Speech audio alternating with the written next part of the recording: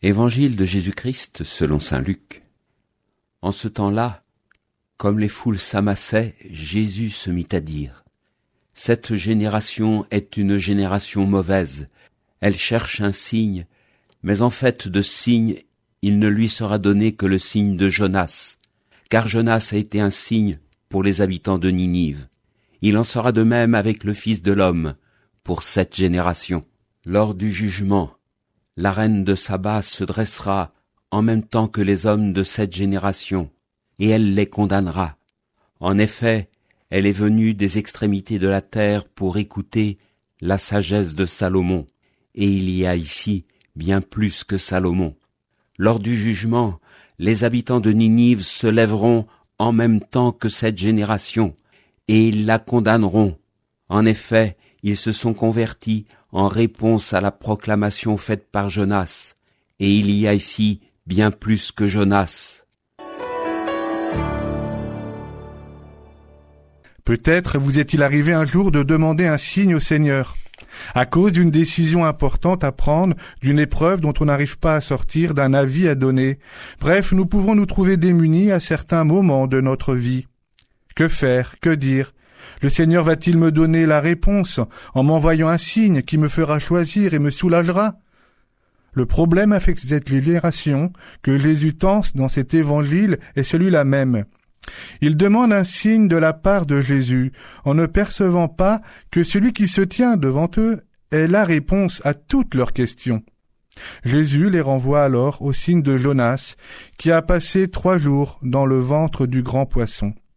Surtout, Jonas a fui la volonté de Dieu avant d'accepter de prêcher aux Ninivites, qui se convertiront très rapidement. On pourrait dire que Jonas, malgré sa mauvaise volonté, va tout de même participer au plan de miséricorde de Dieu, même si jusqu'au bout, il peine à adhérer à cette bonté du Père.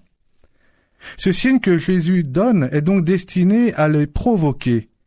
Jésus ne s'adresse-t-il pas ici aux autorités religieuses de l'époque qui pouvaient finalement se sentir assez proches d'un Jonas peu enclin à la conversion des païens? Dans le même sens, la sagesse de Salomon va attirer la reine de Saba, une étrangère qui sera conquise par les réponses du souverain. Jésus semble donc nous dire que Jonas et Salomon préfigurent son œuvre de fils de Dieu qui va ouvrir le salut à toute l'humanité, y compris ceux qui ne sont pas juifs. Il va révéler aux païens cette bonne nouvelle de la miséricorde de Dieu que leur croyance en des divinités lointaines et souvent écrasantes ne contenait pas. Jonas s'est déplacé jusqu'à Ninive. Salomon a reçu chez lui la reine de Saba. Jésus, lui, le Verbe de Dieu, accueille tout homme de bonne volonté et va à la rencontre de ceux qui ont le cœur ouvert. Le salut qu'il apporte surgit dans le cœur de ceux qu'il rencontre et auxquels il annonce le règne de Dieu. Encore plus, il est le salut apporté au monde, et cela, son entourage ne parvient pas encore à le croire et reste donc extérieur au signe. Lorsqu'il nous vient de ces expressions « Seigneur, donne-moi un signe », souvent Dieu ne répond pas toujours comme nous le voudrions. D'abord, il nous convient de nous prendre en main pour effectuer un discernement, en faisant confiance à notre intelligence, à la parole de Dieu, au conseil de bons amis aussi. Notre décision, aussi difficile qu'elle puisse paraître, sera le fruit d'un raisonnement éclairé par l'Esprit Saint que nous invoquerons. Nous découvrirons que dans ce processus, dans cette attente douloureuse quelquefois, le signe que nous attendions était en germe en nous, dans l'histoire sacrée qui nous unit au Seigneur par le baptême. Nous sommes sauvés, le signe est dans notre vie. Encore plus, nous sommes un signe du salut voulu par Dieu. Frères et sœurs, si l'avenir nous fait peur parfois, gardons confiance, Jésus est notre salut. Amen.